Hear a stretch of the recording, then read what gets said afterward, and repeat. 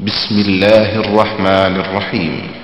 ومن أحسن قولا ممن دعا إلى الله وعمل صالحا وقال إنني من المسلمين.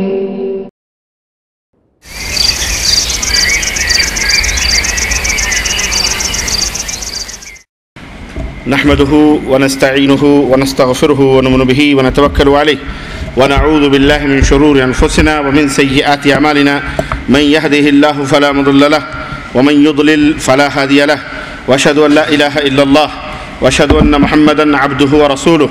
أما بعد فإن خير الحديث كتاب الله وخير الهدي هدي محمد صلى الله عليه وسلم وشر الأمور محدثاتها وكل محدثة بدعة وكل بدعة ضلالة وكل ضلالة في النار.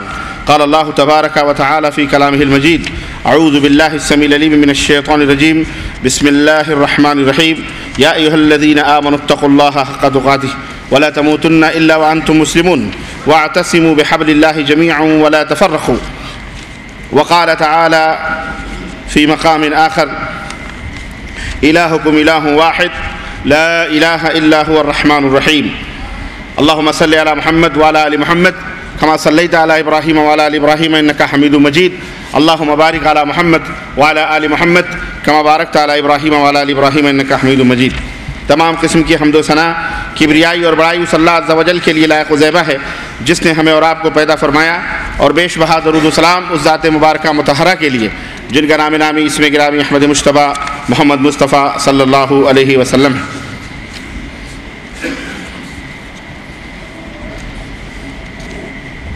معزز محترم سامعین اکرام، نوجوان دوستوں، بزرگوں اور بھائیوں،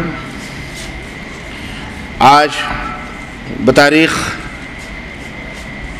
29 شوال 1428 ہجری مطابق 9 نومبر سن 2007 عیسوی بروز جمعہ مرکز الدعوہ والارشاد مدینہ منورہ کے زیر اہتمام دارالحدیث کے اس جامع مسجد میں جس موضوع پر آپ حضرات سے گفتگو کرنے کا شرف حاصل کرنے جا رہا ہوں، اعلانات کے ذریعے آپ حضرات کو اس موضوع کا پتہ لگ گیا ہوگا کہ وہ موضوع ہے توحید کا اثر. توحید کے اثرات انسانی زندگی پر کیا ہوتے ہیں، توحید سے قبل انسان کا کیا نقشہ ہوتا ہے، اس کا کیا حال ہوتا ہے، اور توحید آ جانے کے بعد انسان کے اندر کیا خوبی، کیا محاسن، کیا رفتیں، کیا بلندیاں پیدا ہو جاتی ہیں، اور کیا خصوصیت پیدا ہونی چاہیے اور ہوئی ہے. تاریخ نے، قرآن نے، احادیث نے، سیرت نے ہمیں بتلایا ہے. انشاءاللہ تبارک و تعالی اس موضوع پر مختلف گوشوں پر انشاءاللہ میں اس مختصر سے وقت میں روشنی ڈالنے کی کوشش کروں گا. آپ حضرات سے درخواست ہے کہ آپ حضرات اطمینان اور سکون سے تشریف رکھیں اور اپنے موبائل سوئچ آف کر لیں، اور جب تک بیٹھیں توحید کی فضاؤں میں، توحید کے اس مسجد میں نہایت ہی اطمینان اور سکون کے ساتھ تشریف رکھیں. اللہ عز و جل سے دعا ہے کہ اللہ تبارک و تعالی کہنے اور سننے سے زیادہ ہمیں عمل کرنے کی توفیق عطا فرمائے. آمین یا رب العالمین. میرے عزیزوں، میرے دوستوں اور بھائیوں،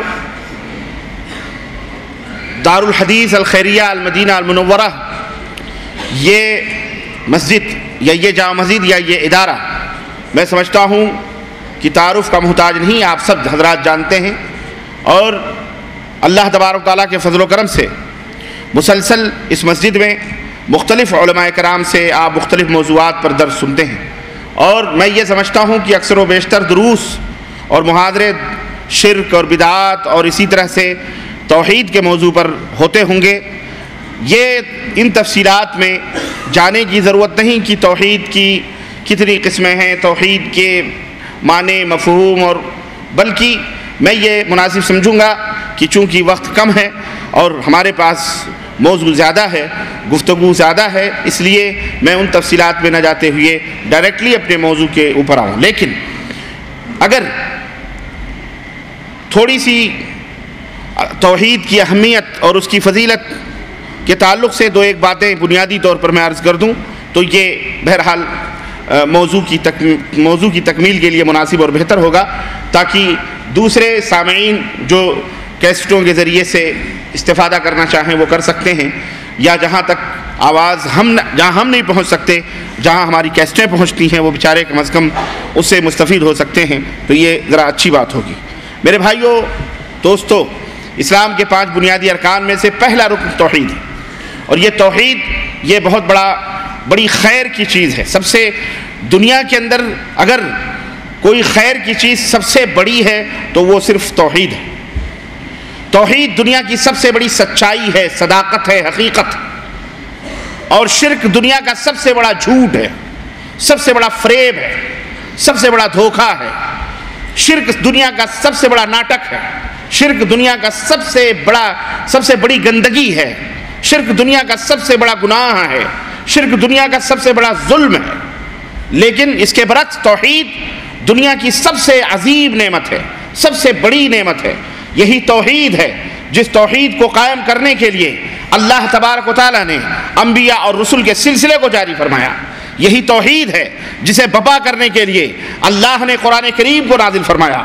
یہی توحید ہے جس کی تحقیق کے لیے اور جس کو اس دنیا میں عملی جامہ پہنانے کے لیے اللہ تبارک و تعالیٰ نے ہم کو اور آپ کو پیدا کیا اور ارشاد فرمایا وَمَا خَلَقْتُ الْجِنَّ وَالْإِنسَ إِلَّا لِيَعْبُدُونَ، میں نے انسانوں اور جناتوں کو صرف اپنی عبادت کے لیے پیدا کیا ہے۔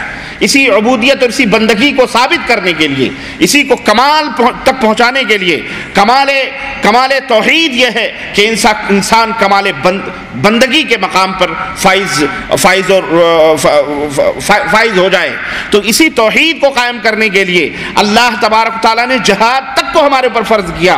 نبی علیہ السلام ارشاد فرماتے ہیں اُمِرْتُ أَنْ أُقَاتِلَ النَّاسَ حَتَّى يَقُولُوا لَا إِلَهَ إِلَّا اللَّهُ، مجھے حکم دیا گیا ہے کہ میں اس وقت تک تلوار نہ رکھوں جب تک دنیا کے لوگ لا الہ الا اللہ نہ کہیں۔ تو یہ توحید کو بپا کرنے کے لیے، توحید کو قائم کرنے کے لیے جہاد تک کو فرض کیا گیا۔ میرے عزیزو، تو اس سے توحید کی اہمیت کا اندازہ لگ سکتا ہے کہ 1,24,000 کم و بیش، جیسا کہ مختلف روایات کے ذریعے سے معلوم ہوتا ہے، انبیاء اور رسول کا جو سلسلہ اس دنیا کے اندر آیا، آپ دیکھیں کہ صرف اور صرف اسی توحید کو بپا کرنے کے لیے اللہ تبارک و تعالیٰ نے دنیا کے اندر ان کو بھیجا، اور قرآن کریم کے اوراق اور صفحات اس سے شاہد ہیں اور اس کے اوپر گواہ ہیں کہ اللہ تبارک و تعالیٰ نے کس طرح سے ان کی تفصیلات قرآن کریم کے اندر بیان فرمائی کہ ہم نے موسیٰ کو، ہم نے عیسیٰ کو، اور اسی طرح سے ہم نے تمام نبیوں کو اسی دنیا کے اندر توحید کو قائم کرنے کے لیے ہم نے اس دنیا کے اندر ان کو بھیجا۔ اس سے توحید کی اہمیت کا اندازہ لگتا ہے، توحید کی فضیلت۔ توحید ایک ایسا انعام ہے، توحید ایک ایسی چیز ہے کہ جسے اگر انسان اپناتا ہے تو اسے نقد انعام دیا جاتا ہے، بغیر کسی عمل کے، بغیر کسی اور دیگر چیزوں کے۔ توحید کے اپنانے پر اسے نقد انعام اللہ تبارک تعالیٰ عطا فرماتا ہے، نقد انعام ملتا ہے اسے۔ سمجھ رہے ہیں آپ؟ یہ صرف توحید کی برکت ہے، یہ توحید کا یہ جو ہے ثمرہ ہے، اور توحید کا یہ پھل ہے کہ اسے نقد انعام دیا جاتا ہے۔ آپ کو معلوم ہے غزوے میں ایک شخص آیا، اس نے کہا کہ میں جہاد کرنا چاہتا ہوں۔ آپ صلی اللہ علیہ وسلم نے فرمایا کیا تو توحید کے اوپر قائم و دائم ہے؟ کیا تو نے کلمہ لا الہ الا اللہ محمد رسول اللہ پڑھا ہے؟ اس نے کہا نہیں۔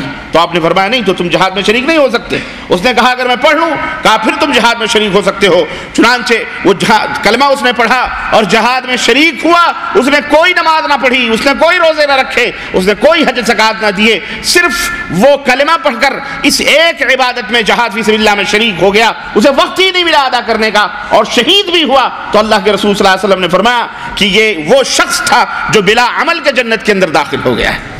اللہ رب العزت نقد انعام دیتا ہے، کیش، بالکل فوری طور پر۔ تو یہ توحید کی برکات ہیں، توحید کے ثمرات ہیں۔ حضرت نوح علیہ السلام کا واقعہ آپ کو معلوم ہے، قرآن کریم کے اندر آپ دیکھیے حضرت نوح علیہ السلام جنہوں نے دعوت دی دنیا والوں کو اور اپنی قوم کو توحید کی دعوت، تقریباً 950 برس 50 کم 50 کم 1000 برس تک حضرت نوح علیہ السلام نے اپنی قوم کو دعوت دی، توحید کی دعوت دی، اعبدوا اللہ، اللہ کی عبادت کرو۔ لیکن بدنصیبی کی بات ہے، کوئی ضروری نہیں کہ نبی آئے توحید کی دعوت دی جائے اور اس کی قوم اس کی توحید کو تسلیم کرے، اس کی دعوت کو تسلیم کرے۔ جیسے آج بھی بہت سارے بدنصیب ہیں، جیسے آج بہت سارے ایسے اللہ تعالیٰ نے ان کے مقدر میں ہدایت نہیں لکھی ہے، ایسے بدنصیب ہیں کہ انہیں دن رات شب و روز توحید کی بات بتلائی جائے، انہیں شرک سے ڈرایا جائے، بدعت سے ڈرایا جائے، انہیں خرافات سے ڈرایا جائے، لیکن وہ اگر ضد بنا لیں، اس کو اگر اپنی چڑھ بنا لیتے ہیں تو پھر انہیں توفیق نہیں ملتی، ہدایت نہیں ملتی۔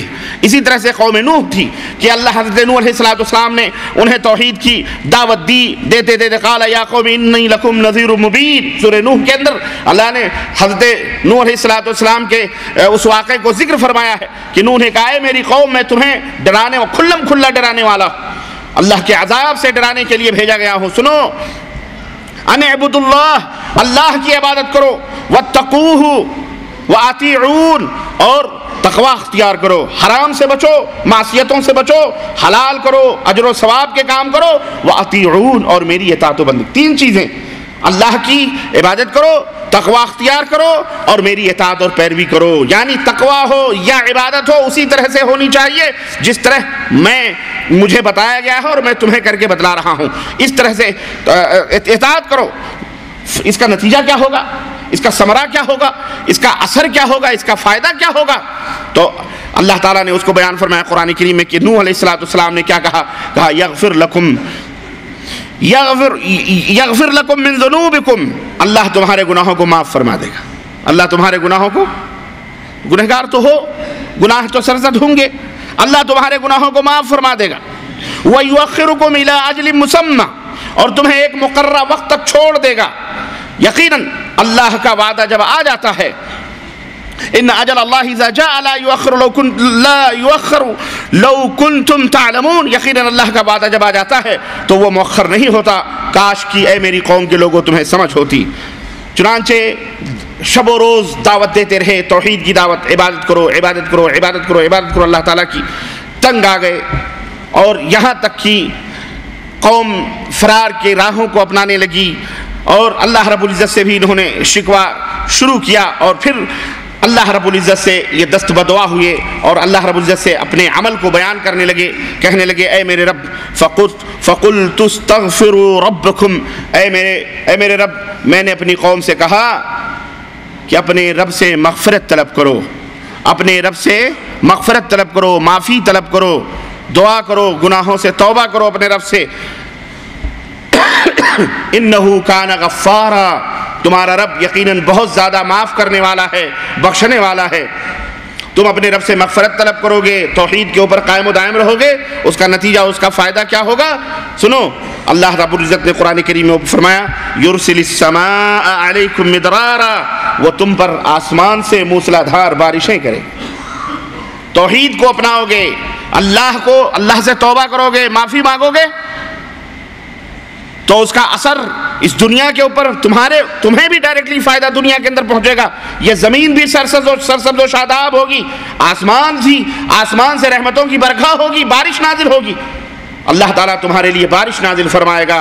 وَيُمْدِدْكُمْ بِأَمْوَالٍ وَبَنِينَ، اللہ اکبر، اور تمہیں اللہ تبارک تعالیٰ پے در پہ زیادہ سے زیادہ اللہ اولاد میں ترقی عطا فرمائے گا، زیادہ سے زیادہ اولاد عطا فرمائے گا۔ اسی طرح سے تمہیں باغات اللہ رب العزت عطا فرمائے گا، اور اسی طرح تمہارے لیے اللہ نہریں نکال دے گا، اولاد بھی ہوگی، اموال بھی ہوں گے، باغات بھی ہوں گے، نہریں بھی ہوں گی، مزرعے بھی ہوں گے، یہ تمام سب چیزیں اللہ تبارک تعالیٰ تمہیں عطا فرما دے گا۔ یہ اسی توحید کی برکت سے، اسی توحید کے اثر سے جب تم موحد بن جاؤ گے، سچے پکے۔ اور یہ میرے عزیزو، یہ صرف نبی کا قول ہی نہیں ہے، اس کی سچائیاں، اس کی صداقتیں آج بھی ہم دنیا کے اندر اس کے اثرات دیکھ رہے ہیں، اور ہمیں تاریخ نے، سیرت نے، نبی کے دور نے، نبی کے زمانے نے، اسی مدینہ منورہ کے اندر اور اسی کائنات کے اندر ہم اپنی آنکھوں سے دیکھا ہے اور دیکھ رہے ہیں آج تک۔ کہ جہاں توحید کا سکہ چل رہا ہے، جہاں توحید قائم و دائم ہے، جہاں شرک نیست و نابود ہے، جہاں شرک کا کہیں شائبہ تک نہیں، جہاں شرک سے ڈرایا جاتا ہے، جہاں کے لوگ شرک سے دور بھاگتے ہیں، توحید کو اپنے سینے سے لگاتے ہیں، آج بھی پوری دنیا کے اندر اپنے تو اپنے، پرائے بھی، دشمن بھی یہ کہنے پر مجبور ہیں کہ اگر اس روئے زمین پر کوئی خطہ، کوئی گوشہ، کوئی قطع اراضی اگر امن و سکون کی اور اللہ کے رحمت و کرم کی اگر کوئی موجود ہے تو صرف مملکت سعودی عربیہ ہے کہ نہیں ہے؟ بولو۔ امریکہ بہت بڑا اپنے آپ کو ایڈوانس اور بہت بڑا ترقی یافتہ ملک سمجھتا ہے، یورپ والے سمجھتے ہیں، سب سمجھتے ہیں، لیکن عزتیں، آبروئیں محفوظ نہیں ہیں، جانیں محفوظ نہیں ہیں، سرعام قتل و خون، غارت گری روز و شب کا یہ ان کا مشغلہ بن چکا ہے، چوری، ڈکیتی، بدماشی، روڈوں کے اوپر کھلے عام فائرنگیں ہوتی ہیں۔ یہ اور بات ہے، میڈیا یہودیوں کے ہاتھ میں ہے، ان کے ہاتھ میں ہے، ہم سانس لیتے ہیں تو وہاں تک خبر پہنچ جاتی ہے، اور وہ قتل بھی کرتے ہیں تو چرچا نہیں ہوتا، وہ کچھ بھی کر دیتے ہیں ہم تک وہ خبریں نہیں پہنچتی۔ اور بات ہے، ہم کب سوتے ہیں، کب جاگتے ہیں، کیا ہوتا ہے، کس کو صدر بننا ہے، کس کو وزیر بننا ہے، کس کو نائب بننا ہے، کس کو جھاڑو مارنے والا بنانا ہے، کس کو وزیر اعظم بنانا ہے، سب وہی فیصلے ہوتے ہیں بلیک ہاؤس میں، جس کو دنیا وائٹ ہاؤس کہتی ہے، لیکن وہ کائنات کا بلیک ہاؤس ہے، انہیں خبر ہو جاتی ہے اور وہ کچھ بھی کرتے ہیں ان کی خبر ہم کو نہیں ہوتی۔ شیطان سب کچھ جانتا ہے۔ اللہ نے قرآن کریم میں شیطان کی ایک خوبی یہ بیان کی ہے کہ وہ تمہیں اور تمہارے اعمال کو دور سے دیکھتا رہتا ہے، سب دیکھتا ہے، مومن کیا کرتا ہے سب شیطان کو پتا ہوتا ہے، خبر ہوتی ہے، اور مومن کو یہ پتا نہیں ہوتا کہ شیطان اس کے دائیں بائیں آگے پیچھے لگا ہوا کچھ بھی کر سکتا ہے۔ مومن کو بیچارے کو پتا نہیں ہوتا، اس لیے کہیں کہیں دھوکا ہو جاتا ہے، کہیں کہیں معصیت کا شکار ہو جاتا ہے، لیکن یہ اللہ کی رحمت اور اس کا کرم ہے کہ اللہ رب العزت ہمیں معاف فرما دیتا ہے۔ تو غرض کہنے کا مطلب یہ ہے کہ یہ توحید کے ثمرات اور توحید کے اثرات ہم نے دنیا کے اندر دیکھے ہیں، اور الحمدللہ آج تک دیکھ رہے ہیں کسی مملکت سعودی عربیہ کے اندر توحید و قائم دائم ہے، توحید، امن ہے، سکون ہے، نہ چوری، نہ چکاری، نہ بدماشی۔ اب ایک کم دکا واقعات کہیں ہو گئے اس کا اعتبار نہیں ہوتا۔ کچھ لوگ یہ کہہ سکتے ہیں کہ ممکن ہے کہ صاحب یہاں بھی بم بلاسٹنگ ہوئی، یہاں بھی یہ ہوا، یہاں بھی فلانا کام ہوا، اور یہاں بھی لڑائیاں ہوئی، یہاں بھی خون قتل کر مسلمانوں نے کیا، لیکن یہ نتیجہ ہے جانتے ہو یارو کس بات کا؟ یہ نتیجہ ہے ان لوگوں کا جن کے ہاتھ دامن توحید پر کی گرفت سے ڈھیلے پڑے، جب ان کا منہج سے جنہوں نے انسلال کیا، منہج سے انحراف کیا ہے، منہج کے اوپر جو گرفت تھی وہ جب ڈھیلی پڑی ہے تو یہ شیطانی اعمال یہاں حرکتیں ہونا شروع ہوئی ہیں۔ لیکن الحمدللہ پھر ہم نے دیکھا توحید کی گرفت مضبوط ہوئی، اہل توحید نے ان کو پکڑا تو الحمدللہ پھر سے امن و سکون اس مملکت کے اندر لوٹ آیا۔ اور یہ دلیل ہے اس بات کی کہ جہاں کہیں بھی توحید کا غلبہ ہوگا اور جہاں کہیں بھی شرک سسکتا اور بلکتا ہوا دکھائی دے گا، جہاں بھی شرک مرے گا، جہاں بھی توحید زندہ رہے گی، شرک مرے گا، وہیں پر امن و امان اور وہیں پر ہدایتیں اور وہیں پر جو ہے اللہ رب العزت کی رحمتوں اور برکتوں کی برکھا ہوگی۔ یہ اللہ رب العزت کا خود فرمان بھی ہے اور یہ تجربہ بھی ہے۔ اللہ عز و جل نے قرآن کریم کے اندر ارشاد فرمایا کہ ان الذین آمنوا ولم یلبسوا ایمانہم بظلم، یقیناً وہ لوگ جو ایمان لائے اور ایمان لانے کے بعد اپنے ایمان کو ظلم سے ملوث نہیں کیا، ظلم نہیں کیا ایمان لانے کے بعد، لہم الامن وہم مہتدون، وہی لوگ امن و سلامتی کے اندر ہیں اور وہی لوگ طریقہ ہدایت پر بھی ہیں، وہی لوگ طریقہ جنت پر بھی ہیں۔ یاد رکھو اللہ ایرو غیرو نتھو غیرو کو جنت میں نہیں لے جائے گا، صرف نجات مومنوں کے لیے ہے جو سچا پکا ایمان لے کر کے آئے گا۔ اللہ کسی کا محتاج نہیں، نہ تمہارے سجدوں کا، نہ تمہاری عبادتوں کا۔ اللہ صرف تم سے مطالبہ یہ کرتا ہے کہ میرا نبی گیا ہے ماڈل بن کر، میرے نبی کے اسوے اور میرے نبی کے اعمال اور ان کے حرکات کو دیکھو، اسی طرح کے کر کے تم جب آؤ گے، اسی طرح کے اعمال لے کے آؤ گے، تب تو ہم تمہیں بخشیں گے، ورنہ ہم تمہیں کھڑے منہ سیدھے جہنم میں ڈھکیل دیں گے۔ اللہ رب العزت کو اس تقوی، اس طہارت، یہ نماز، یہ روزے، یہ حج اور زکوٰۃ کی کوئی ضرورت نہیں ہے۔ اللہ بے نیاز ہے، اسے ہمیں ضرورت ہے. ہم اس لیے کرتے ہیں تاکہ ہم دنیا میں اپنے گوشت کو، پوشت کو، اپنے جسم کو جنتی بنا سکیں، جنت میں جانے کے لائق ہمارا جسم ہو جائے. اس لیے ہم یہ تمام سب چیزیں کرتے ہیں. یاد رکھو میرے عزیزوں، میرے دوستوں اور بھائیوں، اس لیے مطالبہ ہم سے یہی ہے، مطالبہ یہی ہے کہ ہم ایمان لائیں اور ایمان کے ساتھ ظلم نہ کریں. صحابہ کرام رضوان اللہ علیہم اجمعین نے جب یہ آیت کریمہ سنی تو کہا کہ اللہ کے رسول اینا لا یظلم منا، ہم میں کون ہے جو ظلم نہیں کرتا؟ ہم میں کون ہے جو ظلم نہیں کرتا؟ ہم کسی کو تھپڑ مار دیتے ہیں، کسی کے کچھ بھی ہو جاتا ہے تھوڑا بہت، کسی کے خلاف، کسی کے حق میں کچھ نہ کچھ ہم سے خطائیں سرزد ہو جاتی ہیں. تو اللہ تو فرماتا ہے کہ اگر ایمان لاؤ اور ظلم میں ملوث نہ ہو تب تمہارے لیے امن ہے. تو یہ سمجھ میں بات نہیں آ رہی ہے کہ ہم ظلم کر بیٹھتے ہیں کبھی کبھی، تو ہمارا کیا حشر ہوگا؟ تو اللہ کے نبی صلی اللہ علیہ وسلم نے فرمایا کہ میرے صحابہ، یہ جو ظلم ہے، اس ظلم سے تم یہ نہ سمجھو یہ جو تھپڑ وغیرہ مارنے، گالی گلوج آپس میں کبھی ہو جاتی ہے باتیں کرنے سے کسی کے اوپر زیادتی، یہ ظلم مراد نہیں ہے. کیا تم نے قرآن کریم میں یہ آیت نہیں پڑھی؟ ان الشرک لظلم عظیم. ان الشرک، ہاں، شرک سب سے بڑا ظلم ہے. شرک یہ سب سے بڑا ظلم ہے. تو اللہ رب العزت نے فرمایا کہ ایمان لانے کے بعد اپنے ایمان کو شرک سے نہ ملاؤ، شرک میں ملوث نہ کرو. جب تم شرک سے نہیں ملاؤ گے، شرک کی غلاظتوں سے ایمان کو مکس نہیں کرو گے، شرک کی میل سے اپنے ایمان کو مخلوط نہیں کرو گے، تب تم امن والے بنو گے، ہدایت یافتہ بنو گے. اور اگر ایمان لانے کے بعد کہیں شرک سے ملے ہوئے ہو، شرک سے ڈانٹے ملے ہوئے ہیں، کلمہ بھی پڑھ رہے ہو، نماز بھی پڑھ رہے ہو، روزے بھی رکھ رہے ہو، درگاہوں کے اوپر سجدے بھی کر رہے ہو، ڈیگیں بھی چڑھی ہوئی ہیں، تھپڑے بھی ہو رہے ہیں، بھنگڑے بھی ڈالے جا رہے ہیں، قوالیوں پہ ناچ بھی رہے ہو، مستیا بھی رہے ہو، کندھے بھی ہلا رہے ہو، نعت نبی کے نام پر ناچ اور گانے بجانے سب کچھ کر رہے ہو، یاد رکھو سیدھے منہ جہنم میں جاؤ گے. ایسے ایمان کا کوئی فائدہ نہیں. ایسے ایمان کی مثال ایسے ہی ہے جیسے بہترین قسم کا کھانا آپ کے دسترخوان پر چنا گیا ہو، آپ کو خوشبو آ رہی ہو، آپ کو اشتہا بھی ہو، بھوک بھی ہو، لیکن میزبان آپ سے کہہ دے کہ بھائی کھانا دسترخوان پہ چنا گیا، آپ حضرات کے لیے بھوکے بھی ہیں، ضرورت بھی ہے، سب ہے، لیکن میرے بچے نے یہیں پیشاب کرتے ہوئے اس کے پیشاب کر دیا، اس کے چند چھینٹے کھانے پر پڑ گئے ہیں، نہ جانے کس طرف پڑے ہوئے ہیں، لیکن کھانے میں وہ چند چھینٹے پڑے ہیں، اس میں پیشاب نہیں کہ چھینٹے. کھاؤ گے اس کھانے کو؟ گالیاں دے کے اس کو مردود آدمی، دعوت لی کیا، دعوت کروانے کے لیے بلایا تھا، بھاگ جاؤ گے، بھوکے رہ جاؤ گے. لیکن ایسا کھانا گوارا، ہاں چٹنی روٹی کھا لو گے برداشت، لیکن ایسا کھانا گوارا. ہاں ایسے ہی لوگ کہتے ہیں کلمہ ہم نے پڑھ لیا جناب لا الہ الا اللہ محمد رسول اللہ، ہم بھی کیسے شرک کر سکتے ہیں؟ واہ میاں، ہم کہتے اب تو تم سے تو ڈبل کروائے گا شیطان، کیونکہ جو بے کلمہ ہیں وہ تو کر ہی رہے ہیں، ان سے شیطان غافل ہے، خلاص وہ تو ہیں اس کے بھائی، وہ ہیں اس کے بندے، وہ تو اللہ کے بندوں کو اپنا بندہ بنانا چاہ رہا ہے، وہ تو نیکوکاروں کو گنہگار بنانا چاہ رہا ہے، وہ تو موحدوں کو مشرک بنانے کے اوپر لگا ہوا ہے.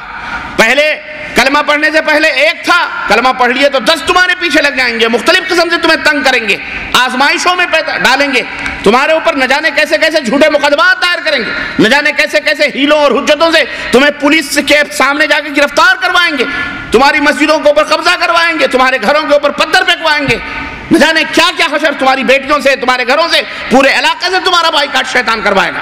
اور کرواتا ہے، کرواتا بولو نہیں کرواتا، ہاں کرواتا ہے، تھکواتا ہے، منہ ٹپ پر تھوکنے والے تھوکتے ہیں، ڈرواتے ہیں لوٹ آؤ ورنہ پولیس کے ہاں ٹیررسٹ میں نام لکھوا دیں گے، فلانے اپنے بچے کو روک لے، بڑا امین رفع دین کرنے والا بن گیا، سعودی عرب سے آیا ہے، واپس نہیں جائے گا، تھانے میں رپورٹ لکھوا دیں گے، ٹیررسٹ ہے، دہشت گرد ہے، فلانے تنظیم سے اس کا رشتہ ہے. واللہ بتلا رہا، حیدرآباد کے اندر، ہندوستان کے اندر، کرناٹکا کے اندر یہ پورا گیم کون کھیلتا ہے معلوم ہے؟ میں دیکھ کے آتا ہوں، سنتا ہوں، میرے خلاف بھی باقاعدہ FIR کٹوا کر کے وہاں پہنچاتے ہیں، گھیراؤ ڈالتے ہیں، پہنچنے سے پہلے ہی تیاریاں شروع کر دیتے ہیں، پولیس چوکیوں میں ہزاروں روپے ڈلواتے ہیں، یہ پروگرام بند کرواؤ، نہیں ہونا چاہیے۔ کون کرواتا ہے؟ ہندو نہیں آتا۔ تم کہتے ہو ہندو ظالم ہے، ہندو نہیں آتا، ارے سب سے بڑے ظالم ہے مشرک ہے۔ معذرت کے ساتھ یہ اپنے آپ کو توحید کی دعوت بانٹنے والے، نماز کے نام پر امت کو گمراہیت کے اندر ڈالنے والے، یہ گھیراؤ کرتے ہیں۔ جھوٹ نہیں، اللہ کے گھر میں بیٹھ کر کے کھڑے ہو کر، اور واقعات سنا ہوگا ایک مہینہ پہلے بیدر کے علاقے میں جو کچھ ہوا ہے، ہماری گاڑیوں کو شیشے توڑ دیے گئے، ڈرائیور تک کو بیچارے کو مار مار کے اس کے چہرے پھگا دیے۔ وہ انہی کی برادری کا آدمی تھا۔ ڈرائیور کون ہوتا ہے؟ کون؟ مفتی، دارالعلوم کے مفتی ہیں، قاسمی ہیں، سہارنپوری ہیں، فلانی ہیں، فلانی۔ مسجدوں کے اوپر قبضے، توڑ دیتے ہیں مسجدوں کو۔ یہ ہندوستان کے اندر کون؟ کفار نہیں۔ ارے بابری مسجد والے توڑنے والے بھی تو توبہ کر کے آ گئے، مسلمان بھی بن گیا جس نے پہلے توڑا تھا، اس نے تو کلمہ شہادت بھی پڑھ لی۔ لیکن یہ جھوٹ ہے، یہ توحید کے نام پر شرک کے سوداگر، یہ کب سدھریں گے؟ یہ تمہیں کبھی، میں عرض کیا، پہلے اگر تم انہیں کے ڈپارٹمنٹ میں، تو شیطان تو ویسے بھی خبر ہو کے سو رہا ہے، لیکن جب توحید کو اپنے ہاتھوں میں لوگے تب شیطان بلبلائے گا، شیطان تڑپے گا۔ اس وقت ضرورت ہے استقامت کی، اس وقت ضرورت ہے ثبات قدمی کی، اس وقت ضرورت ہے ڈٹ جانے کی، جس کو اللہ نے فرمایا ان الذین آمنوا ان الذین قالوا ربنا اللہ ثم استقاموا۔ جو لوگ یہ کہتے ہیں کہ ہمارا پالنہار ایک اللہ ہے، گردن اسی کے، سر اسی کے سامنے جھکے گا، گردن اسی کے سامنے جھکیں گے، سجدہ اسی کے لیے روا ہے، مشکل کشا وہی ہے، حاجتوں کو پوری کرنے والا وہی ہے، وہ جس کو چاہتا ہے بیٹا دے، جس کو چاہتا ہے بیٹی دے۔ حضرت یعقوب کو بیٹے ہی بیٹے دے دیے، حضرت یعقوب کو بیٹے ہی بیٹے دے دیے، اور ایک نبی ہیں جن کو صرف بیٹیاں نصیب ہوئی، کون تھے معلوم ہے؟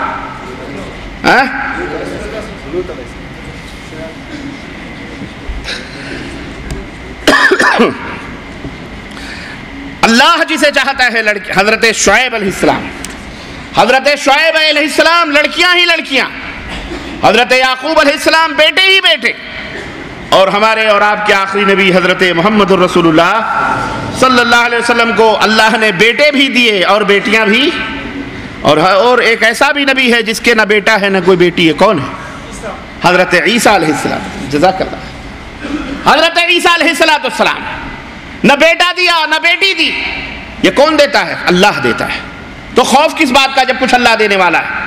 اس لیے میرے عزیزوں، میرے دوستو، روزی کی کنجی اسی کے ہاتھ میں ہے، کھانا کھلانا اسی کے ہاتھ میں ہے، دولت و مال دینا اسی کے ہاتھ میں ہے، روزی کو کشادہ کرنا اسی کے ہاتھ میں ہے۔ جس کے لیے چاہے وہ روزیوں کو تنگ کر دے، اور جس کے لیے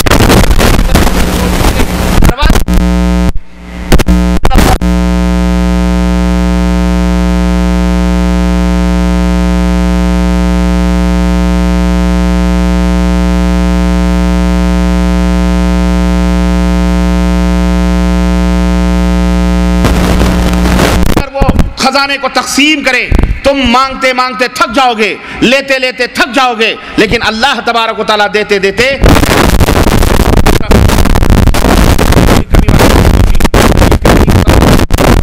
کہ دنیا میں جتنے بشر موجود اور اس وقت موجود ہیں، اور کتنے انسان اس سے پہلے پیدا ہو چکے ہیں، اور قیامت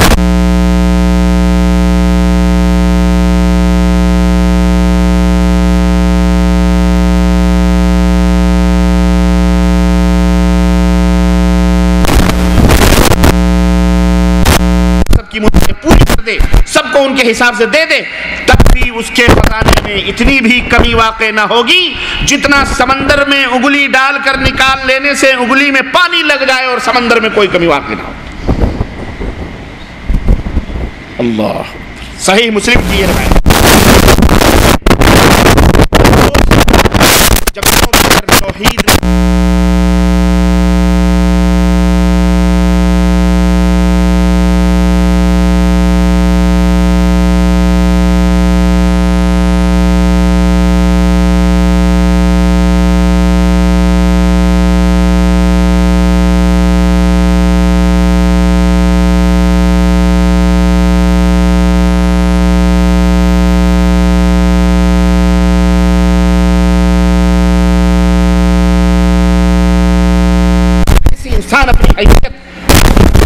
جاتا ہے، ان لیڈروں سے، ان نیتاؤں سے، ان ڈاکٹروں سے، ڈاکوؤں سے،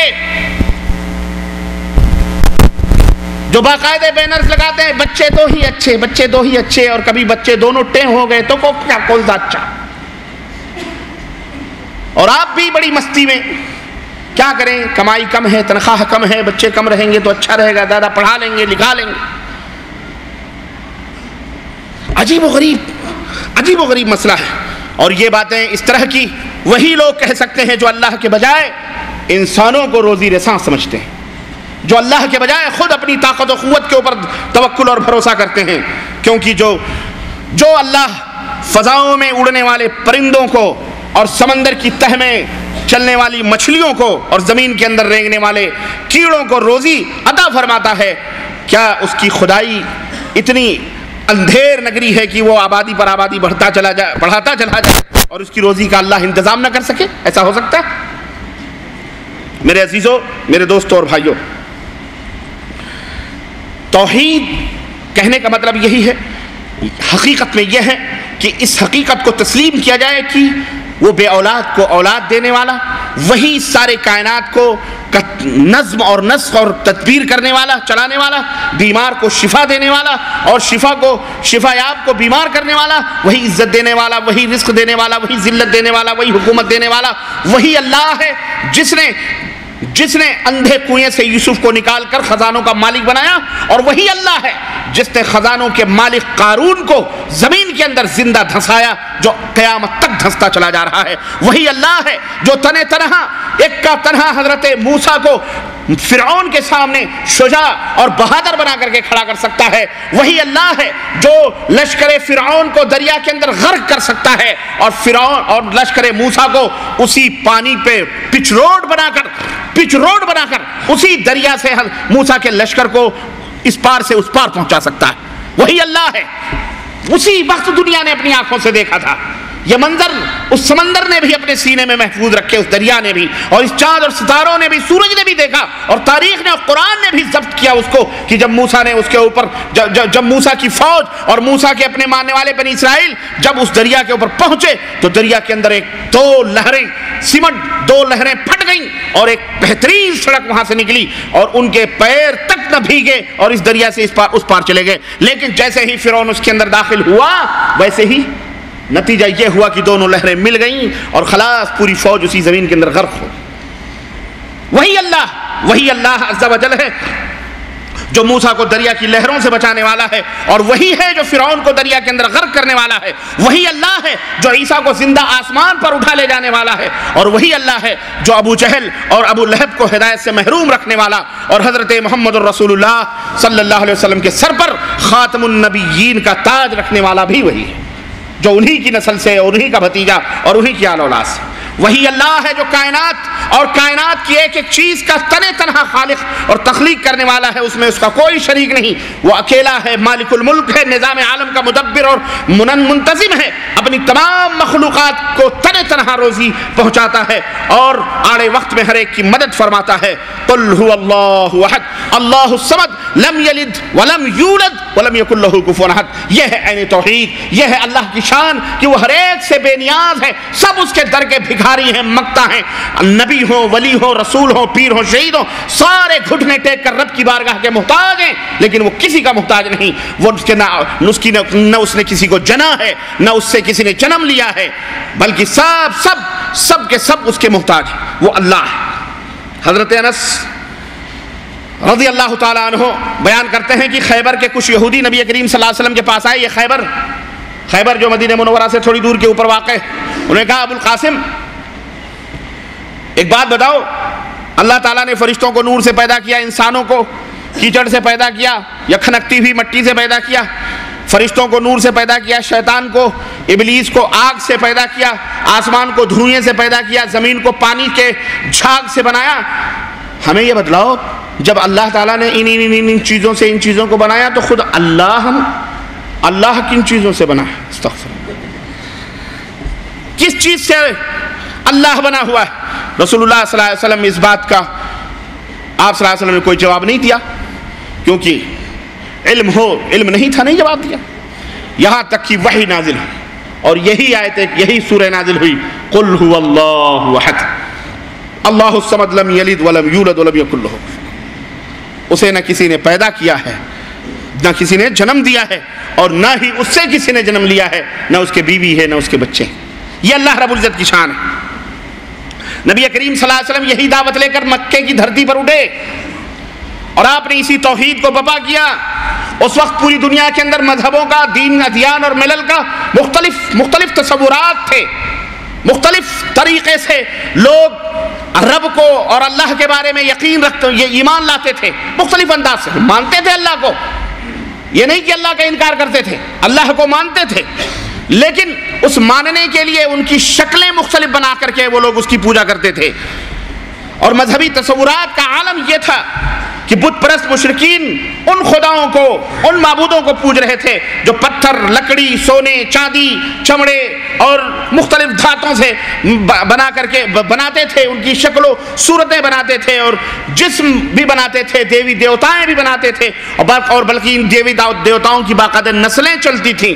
یہ راجہ دشرتھ ہیں، یہ ان کے بیٹے رام ہیں، تو پھر ان کے بیٹے لو ہیں، تو کش ہیں، تو پھر فلانے ہیں، تو یہ ان کی بیوی سیتا ہیں، تو ان کے بھائی لکشمن ہیں،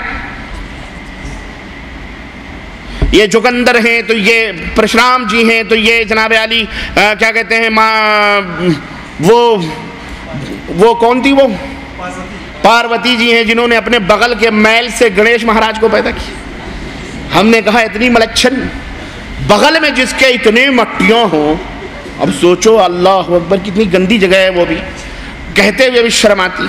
نسلیں چلتی ہیں باقاعدہ گنیش، اور انٹرنیٹ پر میرے بھائی نے کسی نے مجھے تصویریں بھیجی، اللہ کی قسم حیا آئی، حیا کیا آئی، خوشی ہوئی، لیکن ان کی عقلوں پر رونا آیا۔ جوہو وہ بیچ پر یا ادھر سمندر، بمبے کے سمندر کے ساحلوں پر، اس نے انٹرنیٹ پہ تقریباً 8-10 تصویریں، مجھے پرنٹ لانا چاہیے تھا لیکن میں بھول گیا، نہ ہی میرے دماغ میں تھا، بلکہ اچانک یہ بات دماغ میں آ گئی کہ باقاعدے وہ گنیش جس کی انہوں نے مورتیاں بنا بنا کر 10-10 دن تک دھمال کیے ہیں، ہزاروں کروڑوں روپے خرچ کیے، اور اگر کوئی ایک پتھر اس گنیش کے اوپر پڑ جاتا یا کوئی مسلمان اگر ادھر سے گزرتا شاید اس کو زندہ جلا دیتے، قتل کر دیتے، عالم یہ تھا۔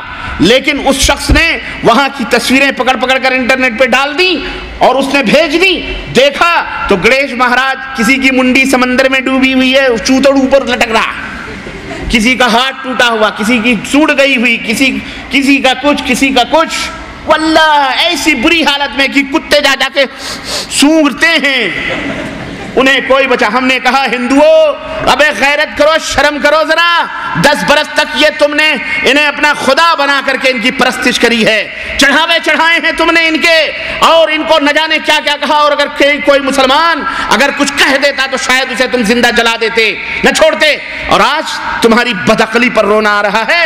انہی خداؤں کو جب مطلب نکل گیا تو اٹھا کر کے تم نے سمندر کے لہروں کے نظر کر دیا، اور واہ قربان جائیں اللہ کے اس سمندر پر جسے اندر ڈبو کے آئے تھے، اس سمندر نے اپنے اندر بھی اسے قبول نہ کیا، اٹھا کے ساحل سمندر پر تمہاری عبرتوں کے لیے بھیج دیا۔ دیکھو اپنے خداؤں کا حشر، دیکھو یہ۔ اور ہمارے یہاں بھی یار لوگ کم پہ تھوڑی ہیں، انہوں نے گنیش کے بنا کے پھینکے، ہمارے ہاں 10ویں محرم کو تعزیے بنا کے سوہا کرتے ہیں کہ نہیں کرتے؟ پتھر مارتے ہیں، ہم لوگ خود کرتے تھے تعزیے، رات بھر یا حسین المدد یا حسین المدد یا حسین المدد، رات بھر ڈھب جھانج پیٹ رہے ہیں، جھنگر چل رہے ہیں، ڈھول پیٹ رہے ہیں، رات بھر گشت ہوتا ہے 10ویں محرم۔ پتہ نہیں کچھ علاقوں میں ہوتا ہوگا، کچھ علاقوں میں نہیں ہوتا ہوگا۔ اور شرک اور بدعت کی برائیوں میں سے برائی یہ بھی ہے کہ اس کی ایک ہی صورت شکل ایک جگہ نہیں ہوتی، وہ بھیس مختلف جگہوں پر مختلف روپ دھارن کر کے گھومتے ہیں۔ یہ شرک کا کہیں کوئی اور انداز ہوگا، بدعت کہیں کسی اور شکل میں ہوگی، وہی چیز کوئی اور دوسری شکل میں ہوگی، اور وہی چیز تیسری شکل میں ہوگی، وہی چوتھی شکل، مختلف شکلیں ہوتی ہیں حرام کی۔ کوئی بیئر کہہ کے پیتا ہے، کوئی جن کہہ کے پیتا ہے، کوئی ٹھرا کہہ کے پیتا ہے، کوئی وhisky کر کے پیتا ہے، حرام ہے، اس لیے اس کی شکلیں الگ ہے کہ نہیں؟ کوئی کال گرل کہتا ہے، کوئی رنڈی کہتا ہے، کوئی طوائف کہتا ہے، کوئی چنال کہتا ہے، کوئی کچھ کہتا ہے، چیز ایک ہی ہے۔ وہ کوٹھے پہ بیٹھے رہے یا 5 اسٹار ہوٹلوں میں جائے، چیز وہی۔ ہے کہ نہیں؟ لیکن اس کے نام چینج کر کے. لیکن حلال اور واجب اور فرض 5 وقت کی نماز اگر سعودی عرب میں ہے تو وہی پاکستان میں بھی ہے, وہی ہندوستان میں بھی ہے, وہی امریکہ میں بھی ہے. اللہ اکبر کہہ کے اذان اگر یہاں دی جاتی ہے, مؤذن حرم اللہ اکبر کہتا ہے تو وہاں بھی اللہ اکبر ہی سے اذان ہوتی کہ نہیں ہوتی؟ یہ اصلیت کی دلیل ہوتی ہے کہ اصل ہر جگہ اپنی شکل اصلی شکل میں رہتی ہے, لیکن نقل ہر جگہ ہے اپنی ڈپلیکیٹ شکلوں میں ہوتی. دیوتاؤں کو دیکھو, ہمارا اللہ ایک ہے, ہم اسی کے سامنے سجدہ کرتے ہیں. ہمارا کعبہ ایک ہے, ہمارا قبلہ ایک ہے, ہمارا رسول ایک ہے. ہم ہر جائے نہیں ہے کہ ہر جگہ جا کر کے اپنے سروں کو جھکائیں. ہمارا ایک ہی ایمان ہے, ہمارا ایک ہی عقیدہ ہے. لیکن اس کے برعکس آپ دیکھ لیں, دیوی دیوتاؤں کو ہر انسان اپنے اپنے مرضی سے جیسے دل میں آتا ہے ویسے دیوی بنا کر کے پوچھتا ہے. کسی کی زبان باہر ہے, کسی کی زبان اندر ہے. کوئی دیوی کالی ہے, کوئی دیوی گوری, اور اتنی گوری اللہ اکبر کہ پجاری بھی سوچتا ہوگا ہے کہ نہیں, ایسی بھی ہے نہیں. اور بنانے والا تو کیسے بناتا ہوگا, اسے نہ جانے کیا کیا تصورات آتے ہوں گے معذرت کے ساتھ. ظاہر ہے وہ بناتا ہے, اس کی رانیں بناتا ہے, اس کی چھاتیاں بناتا ہے, اس کے کمر سے ڈول کرتا.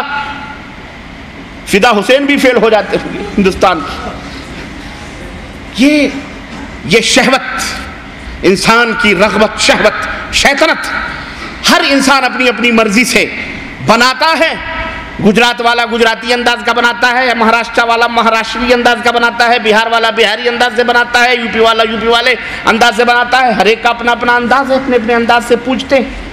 کیوں پوچھتے ہو تو کہتے ہیں پوچھتے اس کو اس لیے ہیں تاکہ توجہ رہے, ایشور کی پرستھا جو ہے کیندرت ہو, اچھی طرح سے اس پہ توجہ رہے, نظر رہے, تاکہ ایشور خوش ہو جائے. اور وہ دیوی دیوتا جن کو بناتے ہیں, بنا کے پوچھتے ہیں, وہ بھی سوچتے ہوں گے یہ عجیب بیوقوف آدمی ابے مجھے ہی بناتا ہے, مجھے ہی پوچھتا ہے کہ نہیں, ہے کہ نہیں, سوچتا ہوگا. اور ضرورت پڑتی ہے تو بنا کے کھا بھی جاتے ہیں, آٹوں کے بھی بناتے ہیں. غرض کہنے کا مطلب یہ ہے کہ یہ باطل ہیں, یہ شر ہیں, یہ غلط ہے, اس لیے اس کی شکلیں مختلف ٹائپ کی. ہمارے ہاں نماز سعودی عرب میں جیسے پڑھی جاتی ہے ایسے ہندوستان میں بھی پڑھی جاتی ہے, پاکستان میں بھی پڑھی جاتی ہے, امریکہ میں, ہر جگہ اسی ٹائپ کی اسی انداز سے پڑھتے ہیں. یہ اور بات ہے کہ فساد کی جڑوں نے کہیں کہیں تک تبدیلیاں ضرور کری ہیں. جہاں فساد پیدا ہوا وہاں نمازوں میں بھی اختلاف ہو گیا.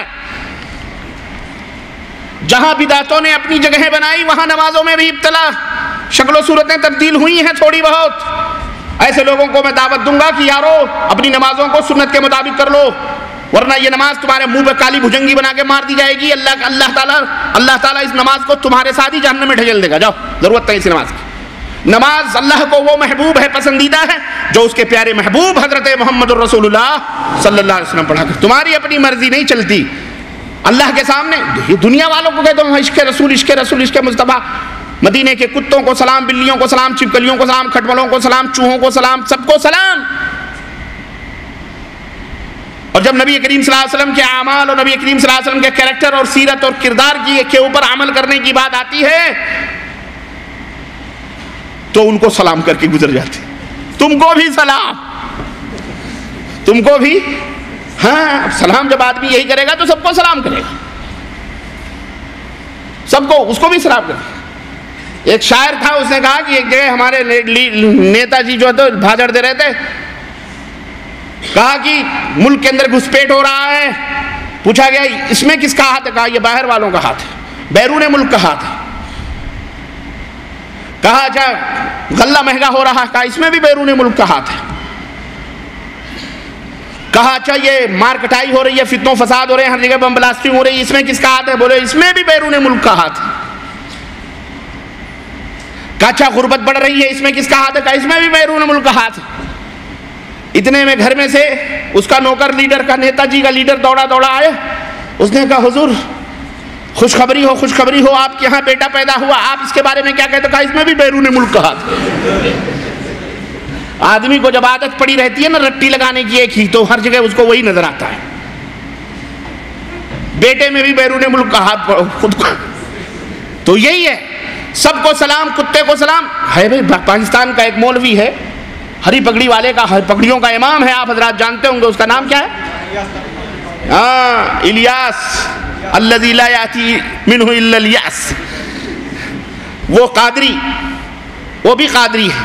یہ قادریوں نے بڑے بیڑے غرق کرے، ایک ہیں الیاس قادری اور ایک ہیں طاہر القادری، اور ہمارے ہاں ایک ہیں ارشد القادری، مر گیا وہ، جمشید پور ٹاٹا کا، بہار کا ہے نا۔ تو طاہر القادری، ارشد القادری، الیاس قادری، اور یہ لفظ الیاس ایک جگہ اور بھی ہے۔ جماعت تبلیغ کے جو فاؤنڈر تھے الیاس صاحب، ان کو قادری نہیں ہے، وہ کچھ اور ہوں گے بہرحال۔ تو عرض کرنے کا مطلب یہ ہے کہ ان کی ایک نظم ہے، اور اس نظم میں باقاعدے بھنڈیوں کو سلام، تروئیوں کو سلام، پالک کو سلام، وہ پورا ذروں کو سلام، پورا سلام ہی سلام ہے، کئی صفوں میں کتاب ہے باقاعدہ۔ اس کتاب میں اس نے سب کو، مدینے کے سب کو سلام، کاروں کو سلام، امپالا کاروں کو سلام، مرسیڈیز کو سلام، ٹویوٹا کرسیڈا کو سلام، مازدا کو سلام، جانا تو مدینے میں مسواکوں کو سلام، پتھروں کو سلام، حجر اسود، سب یعنی عجیب و غریب حماقت ہے۔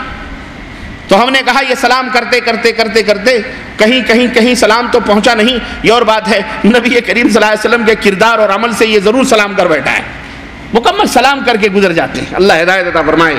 میرے عزیزو، شکر کرو کہ اللہ نے قرآن و سنت کی ہدایت سے آپ کے سینوں کو معمور کیا ہے۔ اللہ کا شکر کہ اللہ تعالیٰ نے آپ کے آنکھوں کو روشن کیا، قرآن و حدیث کی سمجھ آتی، ورنہ ایسے بھی کلمہ پڑھنے والے ہیں، نہ انہیں قرآن سمجھ میں آتا ہے، نہ انہیں حدیث سمجھ میں آتی۔ وہ خود اعتراف کرتے ہیں، میاں قرآن و حدیث تم کیا سمجھو، بزرگان دین سمجھ کے چلے گئے، بات کابی ہے، تمہارے لیے نہیں ہے قرآن و حدیث، ہماری لال پیلی کتابیں جو لکھی ہیں یہی پڑھتے رہو، کامیاب ہو جاؤ۔ یہ شکر کرو کہ اللہ تبارک تعالیٰ نے آپ کو قرآن و سنت کی سمجھ دی ہے، اور اگر کوئی یہاں ایسا بدنصیب موجود ہو جس کے دل کے اندر تعصب ہو، بغض ہو، حسد ہو، تو اسے یہ سوچ لینا چاہیے کہ ہم اپنی طرف نہیں بلاتے تمہیں، نہ اپنی باتوں کی طرف، بلکہ ہم تمہیں قال اللہ اور قال الرسول صلی اللہ علیہ وسلم۔ ہاں، توحید یہ ایک ایسی خوبی ہے جو بہت سارے زنگوں کو مٹا دیتی ہے۔ توحید ایک ایسی بھلائی اور خیر کی چیز ہے جو دلوں کے اندر الفت اور محبت پیدا کر دیتی ہے۔ توحید پرست ایک ایسے خوبیوں کے مالک ہو جاتے ہیں کہ وہ آپس میں شیر و شکر بن جاتے ہیں، بھائی بھائی بن جاتے ہیں، نہ ان میں ذات، نہ ان میں پات، نہ ان میں برادری، نہ ان میں زبان، نہ ان میں ملک، نہ ان میں وطن، نہ ان میں خون، کوئی چیز آڑے نہیں آتی ہے، بلکہ جس طرح شکر اور دودھ آپس میں مل کر کے ایک صورت بن جاتے ہیں۔ موحدین کی صفیں اور موحدین کی جماعتیں اس طرح سے ہوتی ہیں، اور یہ اللہ تبارک تعالیٰ کا فضل ہے کہ یہی وہ خوبیاں ہیں جس نے ہمارے درمیان تمام فاصلوں کو مٹا دیا ہے، تمام رشتوں کو ختم کر دیا ہے، صرف ایک رشتہ باقی ہے، اور وہ رشتہ توحید کا رشتہ ہے، جس نے ہمیں اور آپ کو ایک دوسرے سے جوڑا ہے، ایمان کا رشتہ ہے۔ میرے عزیزوں، میرے دوستوں اور بھائیوں، توحید کے جو اثرات ہیں یہ انسان کو بڑے بلند اور بڑے اعلیٰ مقاصد کے اوپر فائز کرتے ہیں، اور تاریخ اور سیرت کے حوالوں سے میں مختصراً صرف جھلکیاں اگر آپ کو دوں، اور قرآن کریم کے حوالے سے بھی ذرا سا ایک جھلک حضرت موسیٰ علیہ السلام کی قوم کا دکھا دیتے ہیں کہ، اور مختصر، اور ان کا جواب اور اندازہ لگا اور بات پوری سمجھ میں آ جائے گی کہ جب تک توحید دلوں کے اندر نہیں ہوتی تب تک دیکھو کہ کس طرح سے آدمی در بدر ٹھوکریں کھاتا رہتا ہے، نہ جانے کہاں کہاں طمع اور حرص اور لالچ اسے در بدر کی ٹھوکریں کھلواتا ہے، جبی سائی کرواتا ہے، یہاں چوکھٹ، وہاں در، وہاں دروازہ، وہاں فلاں، وہاں فلاں، وہاں خواجہ، وہاں غوث، وہاں پیر، وہاں قطب، وہاں دیوی، وہاں شنکر، وہاں کنگر، وہاں پتھر، وہاں رام، وہاں لچمن، وہاں رحیم، نہ جانے کہاں کہاں در در کی بھیک، یا عورتیں بھی مانگتی ہیں، مرد بھی مانگتے ہیں، اولاد کی خاطر، روزی کی خاطر، مال کی خاطر، اور مقدمات کو جیتنے کے نہ جانے کن کن اغراض دنیاویہ کے خاطر وہ ہر جگہ اپنے سروں کو پیٹتے ہیں، کسی منفعت کو حاصل کرنے کے لیے یا کسی مضرت کے دفاع کے لیے۔ یہی دو مقاصد ان کے سامنے ہوتے ہیں، نقصانات سے بچنا ہے تو درگاہ یا دیوی دیوتا، اور کسی فائدے کو حاصل کرنا ہے تو مزار یا درگاہ یا دیوی دیوتا، بھائی یہی دو چیزیں پیش نظر ہوتی ہیں، اور مومن جو ہوتا ہے وہ ان دونوں چیزوں سے بالا تر ہوتا ہے۔ مومن کے سامنے مضرت ہو، نقصان ہو، کچھ بھی ہو، وہ سب اللہ رب العزت کے اوپر چھوڑتا ہے۔ حضرت ابو طلحہ کی بیوی ام سلیم، ذرا غور کرو، مختصر سا واقعہ ہے، یہ تفصیل ہے لیکن میں شارٹ کٹ میں بتاؤں۔ ایک ہی اولاد نرینہ تھی، حضرت ابو طلحہ کسی کام کے لیے باہر چلے گئے، حضرت ام سلیم گھر میں تھی، بچہ بیمار تھا، بخار سے تپ رہا تھا، اچانک اسی رات اللہ رب العزت کو پیارا ہو گیا، اللہ کو پیارا ہو گیا۔ حضرت ام سلیم نے بچے کو کپڑے میں لپیٹ کر اور گھر کے کسی گوشے میں اس کو سلا دیا۔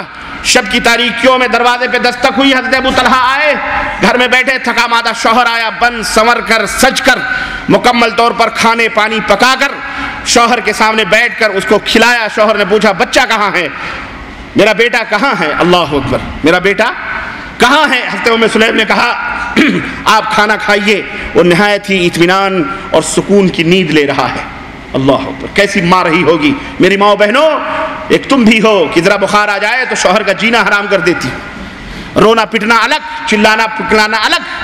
موحدہ عورتیں یا توحید پرست لوگ ایسے نہیں ہوتے کہ ذرا بھی مشکل آ جائے، مصائب آ جائے تو فوری طور پر چیخنا چلانا شروع کرے، نہیں، بلکہ مصائب اور مشکلات ان کے سامنے مصائب اور مشکلات دم توڑ کر راہوں سے ہٹ جاتے ہیں، اور وہ ہوتے ہیں جو سنگلاخ چٹانوں کو چیر کر اپنا راستہ بناتے ہیں، جسے اقبال نے کہا کہ دشت تو دشت ہے دریا بھی نہ چھوڑے ہم نے، اور بحر ظلمات میں دوڑا دیے گھوڑے ہم نے۔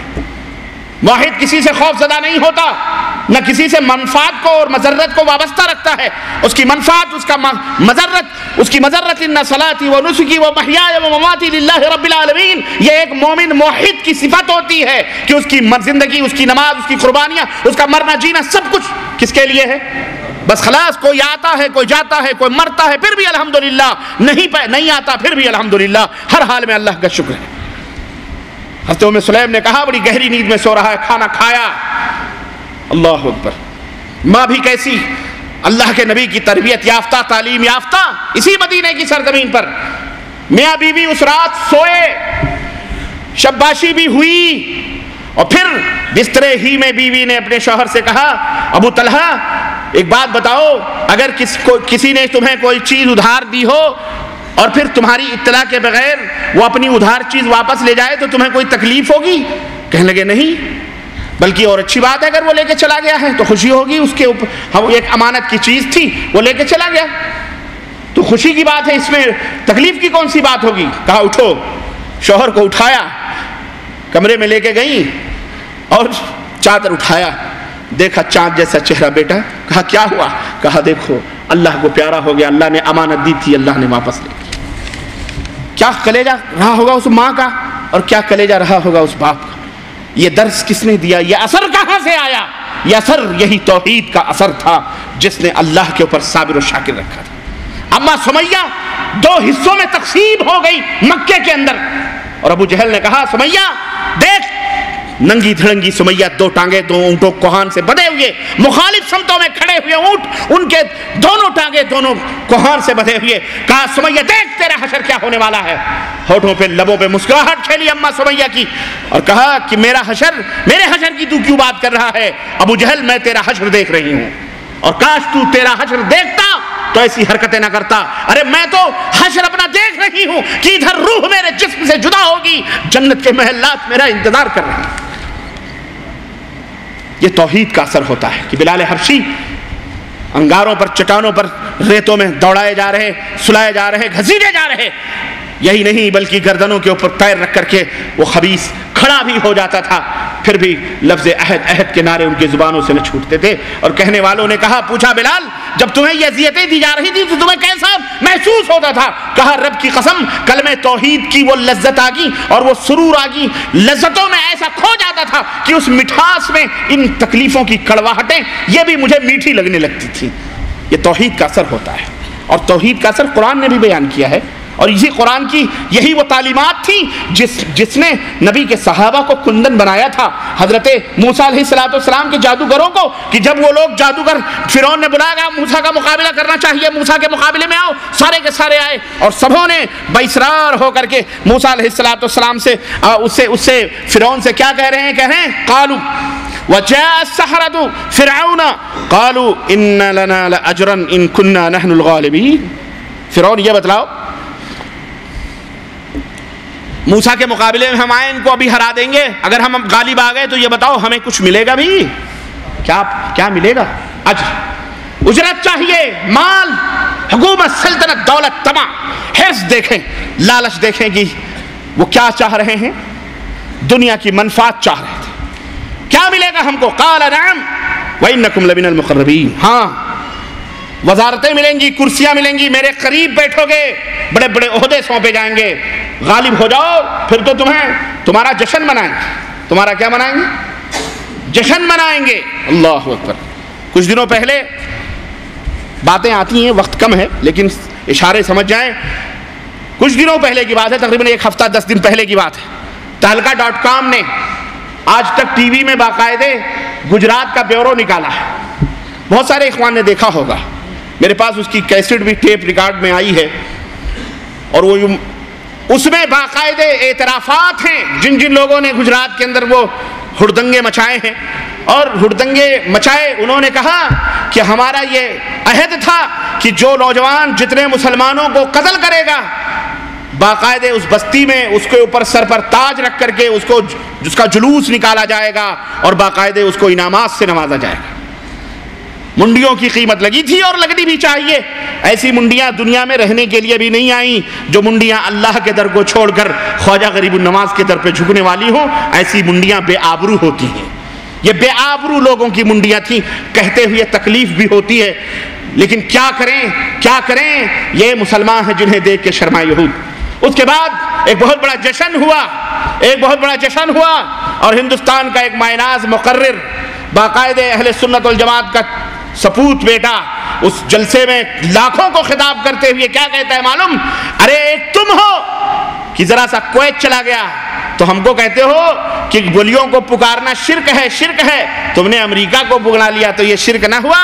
اور ایک ہم ہیں کہ احمد آباد ہو، نڈیاد ہو، کہیں بھی ہو گجرات میں ہمارے ساتھ اتنا بڑا حادثہ ہوا، ہم نے امریکہ کو نہیں پکارا تو یا خواجہ غریب النواز کو پکارا، غریب النواز کو پکارا۔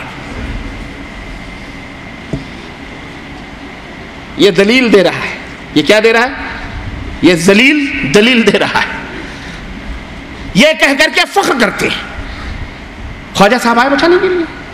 بولو کب سدھرو گے تم؟ یہ سمجھ میں نہیں آتا، یہ کب سدھرے گی یہ قوم؟ ہر ایک کو اٹھنا پڑے گا۔ بولو اٹھو گے انشاءاللہ، اس توحید کو پہنچاؤ گے، اس کی دعوت کو انشاءاللہ۔ ایک ربانی اور رحمانی سے نہیں کام چلنے والا ہے، آپ سب کو اٹھنا پڑے گا، دائی بننا پڑے گا۔ بنو گے انشاءاللہ؟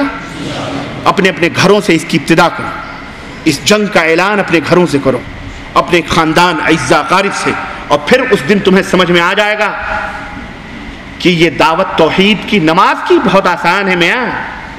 ارے وہ تو کسی کافر کو بھی پکڑ کر کے چلو، این ٹی راما راؤ باقاعدے بغیر کہے ہوئے عید کے دن امام کے پیچھے کھڑے ہو کے نماز پڑھتا تھا، جب تک مکھ منتری وزیر اعلیٰ تھا آندھرا پردیش کا۔ پڑھتا تھا کہ نہیں پڑھتا تھا؟ حیدرآبادی بتائیں گے سارے آندھرا والے، بغیر کہے ہوئے نماز پڑھتا تھا۔ کسی کو بھی کہو نماز پڑھنے کے لیے پڑھے گا، وہ روزہ بھی رکھتے ہیں وہ، اور حج وہ تو انتظار کر رہے ہیں، بلا لو آ جائیں۔ سمجھ رہے ہیں؟ لیکن توحید، اس کو کہہ دو ایک اللہ کی عبادت کرو، اللہ کے سوا کسی کو نہ پکارو، یہی تو اصل دشمنی۔ بچو گے اسی بیس پر تو پورا معاملہ چل رہا ہے۔ تم کہہ رہے ہو یہ امریکہ پٹرول کے لیے بن رہا، چھی اتنی گھٹیا حرکت کے لیے نہیں۔ پٹرول ڈالر یہ سب چیزیں دائیں بائیں کا کھیل ہے، اس کو پتا ہے آج ہے کل نہیں رہے گی۔ اس کو دشمنی تمہاری توحید سے ہے کہ یہ اسلام اتنی تیزی سے پھیل کیوں رہا ہے اور ہمارا دین اتنا خرچ کرنے کے بعد سکڑ کیوں رہا ہے۔ ہاں یہ یہودی اس لیے جلتے ہیں کہ تمہارا دین اتنی تیزی سے پھیل کیوں رہا، اس لیے یہ دشمن ہے۔ اس لیے دشمن نہیں، پٹرول چاہیے، پٹرول تو ویسے بھی ان کو ملتے ہیں، مل جائے کہیں سے بھی مل جائیں گے، بہت سارے ملک دینے والے۔ سمجھو اصل راز کو، لیکن تمہارے دماغوں کو کہیں اور پھیرا جا رہا ہے۔ وہ پورا نظام عیسوی لانا چاہتے ہیں، وہ اپنا بنایا ہوا دین ہر جگہ نافذ کرنا چاہتے ہیں۔ اصل ان کا جھگڑا تم سے یہ ہے۔ تو کہنے کا مطلب یہ ہے میرے عزیزوں، میرے دوستوں، توحید کا اثر یہ ہونا چاہیے کہ کچھ بھی ہو جائے، کتنے بھی مصائب آئیں، اللہ کا در چھوڑ کر کسی اور کے دروازے پر بھیک کے لیے نہیں جانا چاہیے۔ اللہ سے مدد کرو، استعینوا باللہ، اللہ سے مدد کرو۔ چنانچہ یہ جادوگر حرص اور طمع کا عالم یہ تھا کہ مال مانگ رہے تھے. اور چنانچہ اللہ رب العزت نے پورے نقشے کو بیان کیا. انہوں نے کہا موسیٰ پہلے تم اپنا عصا ڈالو گے یا ہم اپنا کرتب دکھائیں؟ موسیٰ علیہ السلام نے کہا نہیں، پہلے تم اپنا ناچ لو جو ناچنا ہے. وہ ناچا، انہوں نے رسیاں ڈالی آنکھوں پر، انہوں نے جادو کیا، وہ رسیاں صاف بن گئی. اس کے بعد حضرت موسیٰ کا ڈنڈا آیا تو سب کو نکل گیا، ختم. وہ سب مغلوب ہو گئے. جب جادوگروں نے دیکھا یہ منظر، ان کی سمجھ میں آ گیا کہ یہ مسئلہ کی جادوگری کا نہیں ہے، یہ فرعون تو سب سے بڑا احمق ہے، یہ کیسے اللہ ہو سکتا ہے نالائق. دل میں کوسنے لگے اور اللہ رب العزت نے وہ نقشہ کھینچا. وَأُلْقِيَ السَّحَرَةُ سَاجِدِينَ، اور سارے کے سارے جادوگر جب یہ منظر دیکھا انہوں نے سمجھ گئے، سب کے سب سجدے میں گر گئے. قَالُوا آمَنَّا بِرَبِّ الْعَالَمِينَ، ہم تو رب العالمین پر ایمان لائے، ہم ایمان لاتے ہیں. فرعون خوش ہوا ہوگا تھوڑی دیر کے لیے کہ رب العالمین تو میں ہی ہوں نا، بچہ ہی ہوا، لیکن نہیں، جرات اور شجاعت اور بہادری دیکھو. یہی جراتیں اسلام ہم کو بتاتا ہے. گول مول بات مت کرو مولویوں بھی، یہ ہمارے مولوی حضرات نے بھی امت کو گمراہ کیا ہوا ہے. یہ اپنا سب کچھ خیریت ہے اور اپنا اچھا بننے کے لیے امت کو گول مول بات بتا کر کے چلے آتے ہیں. گول مول بات بتاتے، کھل کے نہیں بتاتے. بدنامیاں ایک ہی سر کیوں آتی ہیں کہ وہ کھول کے بتاتا، اور آج کل کا مولوی کھول کے نہیں بتاتا اپنی شان تاکہ کوئی برا نہ کہے. پڑھیے نماز تو وضو گنگو جمن سے ہو، راضی رہے خدا تو برہمن کو غم نہ ہو. اس طرح کی پالیسیاں چلتے ہیں تو ہر جگہ مٹھے بنے رہتے ہیں، اور ہم جیسے فقیر ہر جگہ کڑوے نظر آتے ہیں. اپنے بھی بائیکاٹ کر بیٹھتے ہیں، نہیں بڑا تیز بولتا ہے، اس کو بلاؤ ہی مت، جلسے میں فساد پیدا ہو جائے گا. بے غیرت، تیرے جلسے کی ضرورت ہی نہیں ہے بے، ہم آتے ہی نہیں، ہمیں فرصت ہی نہیں ہے کہ نہیں ہے. ایسے بھی جاہل ہمارے اپنے صفوں میں موجود ہیں، احمق ہماری اپنے صفوں مٹھے بننے کی کوشش کرتے. نہیں، سنو، قرآن یہی کہہ رہا مٹھا بنو. قرآن کہہ رہا ہے توحید کی باتوں کو کھول کر کے فَاسْدَعْ بِمَا تُؤْمَرُ وَأَعْرِضْ عَنِ الْكَافِرِينَ او مشرکین. کھلا واضح دعوت ہونی چاہیے، مشرکوں سے بائیکاٹ ہونا چاہیے. گول مول وہ جادوگر بھی کہہ سکتے تھے، فرعون بھی خوش ہو سکتا تھا. آمنا برب العالمین، رب العالمین پر فرعون بھی خوش ہوا ہوگا، ارے ہمارے اوپر ایمان لائے. لیکن نہیں، توحید جو سکھاتا ہے نا اندازے، اقبال کہیں یاد آ جاتے ہیں مگر شعر نہیں یاد آتا جلدی. دلوں میں جب توحید مٹتا ہے نا، اللہ کی قسم اس کے سامنے بڑے بڑے شہنشاہوں کے دل بھی پتے پانی ہو جاتے ہیں. نہیں ڈرتا. ابراہیم علیہ السلام کو دیکھو، طرح نمرود کو کہا کیا کہا، میرا اللہ وہ ہے بین اللہ یاتی بالشمس من الفاتی من المغرب. ہے طاقت اللہ بیٹا، اکیلا، نہ کوئی فوج، نہ کوئی بم، نہ کوئی ہتھیار، نہ کچھ، کھڑے ہو گئے. توحید کا وہ جوش اور ولولہ ہوتا ہے. انہوں نے کہا آمنا برب العالمین، رب العالمین پر ہم ایمان لائے. سنو، رب موسیٰ و ہارون، یہ نہ سمجھو وہ رب العالمین تمہارا تم ہو، بلکہ موسیٰ اور ہارون والا جو رب ہے اس پر ایمان لائے ہیں. اللہ، شبہ نہ رہے تمہارے دلوں میں، شک نہ رہے، کھول کے بیان کرتے. وہ جادوگروں نے کیا، تھوڑی دیر میں اس نے کیا کہا، قال فرعون آمنتم به قبل ان آذن لکم، ابے میری اجازت کے بغیر ایمان لے آئے. لگتا تھا وہ پورا سب کا اپنا، سب کو خدا سمجھتا تھا. جیسے امریکہ آج کہہ رہا، ابے میں نے کہے نہیں، تو نے ہتھیار کیسے بنانا شروع کر دیا، میری اجازت. آؤ آئے، فرعون کی بھی باری آئی ہے ذلیل، تیری بھی باری آنے والی ہے انشاءاللہ. تو بھی کٹے گا انشاءاللہ. اور تو کٹے گا تو ایک چلو پانی کے لیے ترسے گا انشاءاللہ، اسی جگہ مرے گا تو. سنو، ان ھذا، یہ تو تم لوگوں نے خوب سازشیں کر کے راتوں رات ایسا کیا ہے. بہرحال اس کی جو گفتگو رہی، آخر میں وہ کیا کہتا ہے، لَأُقَطِّعَنَّ أَيْدِيَكُمْ وَأَرْجُلَكُمْ. سنو، ایک تو میری اجازت کے بغیر سازش کر کے تم ایمان لائے ہو، اور اگر تم اپنے اس ایمان سے باز نہ رہے تو سنو، میں تمہارے ایک طرف کے ہاتھ اور دوسری طرف کے پاؤں کاٹ ڈالوں گا. ہاتھ کاٹ ڈالوں گا ایک طرف کے، دوسری طرف کے پاؤں کاٹ ڈالوں گا، پھر تم سب کو سولی پر لٹکا دوں گا، پھانسی پر چڑھا دوں گا. سنو، اللہ اکبر، ثم لأصلبنکم اجمعین قالوا انا الی ربنا منقلبون. جادوگروں نے کہا، اتنی جلدی دیکھو کس طرح سے سب باتیں سمجھ میں آ جاتی ہیں. انہوں نے کیا کہا ہم تو اپنے رب کی طرف پلٹ کر کے تب تو چلے جائیں گے، اگر تم ہمارے ساتھ ایسا کرو گے تو ہم اپنے رب سے ملاقات کرنے کے لیے چلے جائیں گے. اللہ ہماری تو اللہ سے ملاقات ہو جائے گی، ہم تو اپنے رب کی طرف پلٹ کر کے جانے والے ہیں۔ وَمَا تَنْقِمُ مِنَّا إِلَّا أَنْ آمَنَّا، بدلہ جو تم انتقام ہم سے لے رہے ہو، کیوں لے رہے ہو؟ یہ اسی لیے نا کہ ہم اللہ کے اوپر ایمان لے آئے۔ لما جاءتنا، لما جاءتنا ربنا، جب اللہ کی آیتیں ہمارے پاس آ گئیں تو ہم اللہ کی آیتوں پر ایمان لائے۔ ربنا افرغ علینا صبرا وثبت، ربنا افرغ علینا صبرا وتوفنا مسلمین۔ اب دعا کرنے لگے، جب کہا کہ تم کچھ بھی کر ڈالو ہم بعد آنے والے نہیں، اے اللہ اگر یہ حرکتیں ہمارے ساتھ کرے تو ہمیں صبر عطا فرما، ہمیں اور ہمیں مسلمان بنا کر کے وفات، ہماری موت اسلام پر آئے، ایمان پر آئے۔